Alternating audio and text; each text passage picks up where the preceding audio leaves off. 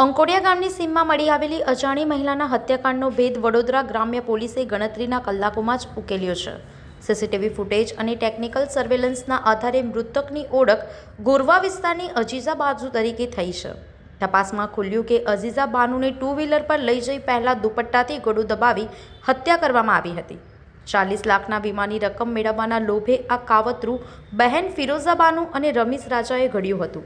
શરૂઆતમાં રમીઝે કબૂલાતથી ઇનકાર કર્યો હતો, પરંતુ કડક પૂછપરછ બાદ આખું કાવતરું બહાર આવ્યું.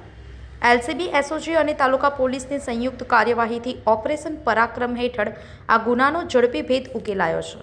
પરમ દિવસે વડોદરા ગ્રામ્યના વડોદરા તાલુકા પોલીસ સ્ટેશનની અંદર આંકોડિયા નજીક એક અનનોન ડેડ બોડી પોલીસે મળી હતી. તે ડેડ બોડીને જોતા અંદાજિત 30થી 35 વર્ષની એક મહિલાની એ ડેડ બોડી મળી હતી. ડેડ બોડીનો ફોરેન્સિક પીએમ કરાયા પછી પોલીસે એક જાણ પડી કે it is a case of strangulation અને ગળા ઘોંટવાના કારણે આ મર્ડરનું બનાવ બન્યું છે તેવી રીતેની હકીકત સામે આવી. એ હકીકતને ધ્યાને રાખતા સર્વપ્રથમ પોલીસ દ્વારા આ વિક્ટિમની આઈડેન્ટિટીને પ્રસ્થાપિત કરવાનું કાર્ય ચાલુ થયું અને પોલીસ દ્વારા આ વિક્ટિમને શોધીને એ જાણ પડી કે આ એક અજીના બાનુ મુસ્તફા દિવાન 36 વર્ષની મહિલા છે, જો પોતે ગોરવા વિસ્તારની અંદર રહે છે. આ એમની ડેડ બોડી છે. એમના પરિવારને સંપર્ક કરતા એ અગાઉના રાત્રે 8 વાગ્યા પોતાના ઘરથી એકલી નીકળેલી હતી એવી રીતેની માહિતી પોલીસે મળી હતી. પોલીસ દ્વારા તાત્કાલિક પછી એમના કોલ ડિટેલ્સ, એમના મોબાઈલ ફોન તરફથી ઇન્વેસ્ટિગેશન ચાલુ કરાવવામાં આવ્યું. એ સાથે જ સીસીટીવી કેમેરા બનાવના સ્થળના અને એમના ઘર તરફથી જો એ નીકળેલા હતા તેમને ટ્રેસ કરતાં પોલીસ જો છે તે આર્ય હાઇટ્સ પાસે એક ચોકડી ઉપર પહોંચી. ત્યાં એક ઇસ્મ દ્વારા એમને પોતાના મોપેડ ઉપર લઈ બેસાડીને આગળ જતાની હકીકત પોલીસે જાણ પડી. જ્યારે પોલીસ એ સીસીટીવીને આગળ પાછળ જોતી હતી ત્યારે અમે એક જો અક્યુઝ છે એમનું એક ક્લિયર પિક્ચર મળ્યું અને એવી રીતેની અમારા હ્યુમન સોર્સિસથી માહિતી મળી કે આ અક્યુઝ આ ફેમિલી સાથે નોન છે અને એમની મોટી બહેનના સાથે એ સંપર્કમાં છે. તો પોલીસ દ્વારા એમની મોટી બહેનની પૂછપરછ કરવામાં આવી. સાથે સાથે આ જો ઇસ્મ છે તે ઝોમેટોની અંદર નોકરી કરતો હતો.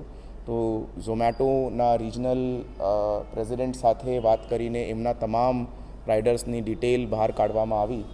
તો પૂછપરછ દરમિયાન આ વેરીફાઈ થઈ ગયું કે આ જો અક્યુઝ છે તેમને દ્વારા જ આ લેડીનો મર્ડર કરવામાં આવ્યું છે. જો અક્યુઝ છે જે રમીઝ રાજા ઉર્ફે હનીફભાઈ શેખ, એમના દ્વારા આ વિક્ટિમ અગીના બાનુ મુસ્તફા દિવાનનું મર્ડર કરવામાં આવ્યું. મર્ડરના મોટિવ બાબતે પોલીસ દ્વારા પૂછપરછમાં આ સમજણ પડી છે કે આ જો રમીઝ રાજા છે તે એમની મોટી બહેન ફિરોઝ બાનુ ઉર્ફે અનીશા દિવાન સાથે ગયા 5 વર્ષથી રિલેશનશિપમાં હતો અને એમની મોટી બહેનના કહેવાથી એમને નાની બહેનનું મર્ડર કર્યું છે. વધારે પૂછપરછ દરમિયાન પોલીસે ડોક્યુમેન્ટ્સ હાથ લગ્યા છે જેની અંદર આ ફિરોઝા બાનુ દિવાન તરફથી પોતાની બહેનની લાઈફ માટે એક લાઈફ ઇન્સ્યોરન્સની પોલિસી લેવામાં આવી હતી. 28 નવેમ્બરની રોજ આ 40 લાખ રૂપિયાની આ લાઈફ ઇન્સ્યોરન્સની પોલિસી લેવામાં આવી હતી અને એ પછી એ પોતાના ઓળખતા રમીઝ રાજાને વારંવાર પોતાની બહેનનું મર્ડર કરવા માટે દબાણ કરતી હતી.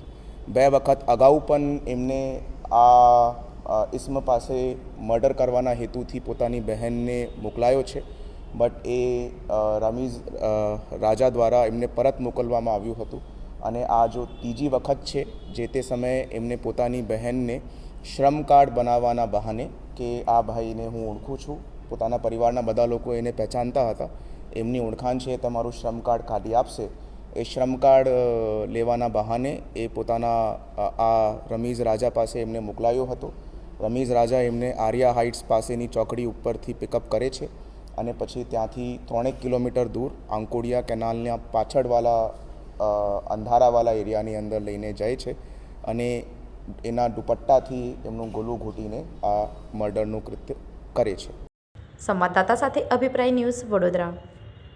આવા જ વધુ સમાચારો જોવા માટે સબસ્ક્રાઇબ કરો અમારી યુટ્યુબ ચેનલને અને જોડાયેલા રહો ફેસબુક, ઇન્સ્ટાગ્રામ અને ટ્વિટર પર.